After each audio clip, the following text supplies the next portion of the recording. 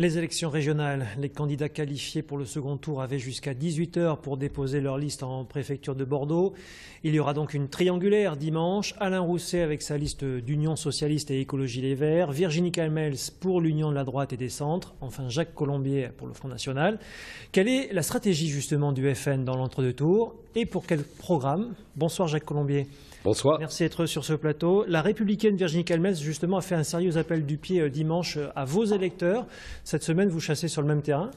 Oui, écoutez, non, je crois que Mme Calmels, ce sont des calculs politiciens, tout cela, fait appel aux électeurs du Front national pour qu'ils se reportent sur elle, alors qu'elle m'attaque devant les tribunaux, parce que j'ai osé rappeler que la majorité dont elle fait partie actuellement, mais que la majorité donc de la mairie de Bordeaux soutenait un projet de très grande mosquée, de véritable quartier islamique.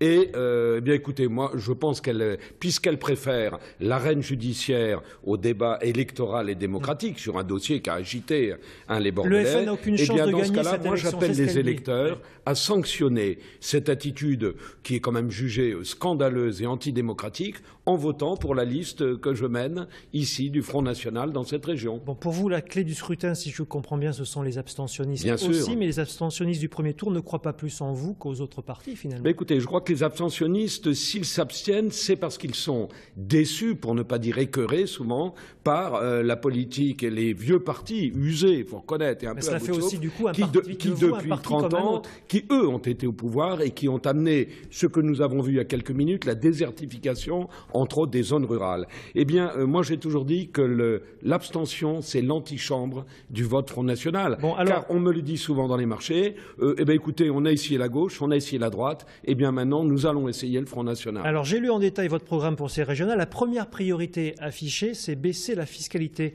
Bien sûr. Les régions ne lèvent pas l'impôt. Comment vous allez faire? Comment ils ne lèvent pas l'impôt? Pas d'impôt direct? Ah ben non, non, mais il y a des parts régionales dans les impôts, vous le savez. Il y en a même sur les cartes grises, il y en a, oui. Moi je pense qu'il faut faire des économies dans ce budget. Et avec cela, eh bien, écoutez, sur le train de vie de la région, sur le fonctionnement du conseil régional, arrêter la politique de la ville qui sont des crédits à l'immigration depuis déjà des années. Ça suffira à financer les routes, les trains, arrêter les subventions. Par exemple, que vous voulez mettre en place. Oui, non, mais arrêter les subventions à tous les pays du monde, ça s'appelle au Conseil régional des relations internationales. Donc ça suffira à mettre en place des moyens supplémentaires pour le désenclavement des secteurs ruraux, comme vous le voulez, par exemple. Car même si elles baissent, il y a quand même des dotations d'État. Et nous avons une priorité, en effet, dans notre programme, c'est de soutenir les zones rurales qui se désertifient, qui n'ont plus de services publics, plus de services médicaux. Et il faut absolument les soutenir, car je rappelle quand même que les zones rurales composent 80 à 90% de notre très grande région.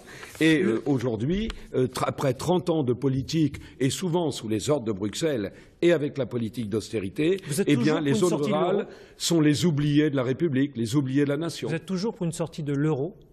Bien sûr, oui. Écoutez, tant qu'on ne me démontrera pas que l'euro a protégé les Français, que l'euro, rappelez-vous, on nous a vendu l'euro et l'Europe. Ça servira en quoi les régions? Ce sera ma dernière question, très vite. Écoutez, ça servira d'abord le pays. Donc à partir du moment où ça permettra, avec un gouvernement Front national, nous allons le voir dans quelques régions, dans quelques jours, eh bien ça permettra, si l'on redresse le pays enfin, de pouvoir redresser aussi les régions, car les régions ne sont pas hors sol, elles connaissent les mêmes mots partout en France. Merci Jacques Colombier d'être venu sur ce plateau. Vous serez demain à nouveau sur France 3 Aquitaine pour le grand débat de l'entre-deux tours avec Virginie Calmels et Alain Rousset, débat diffusé à 18 h 05.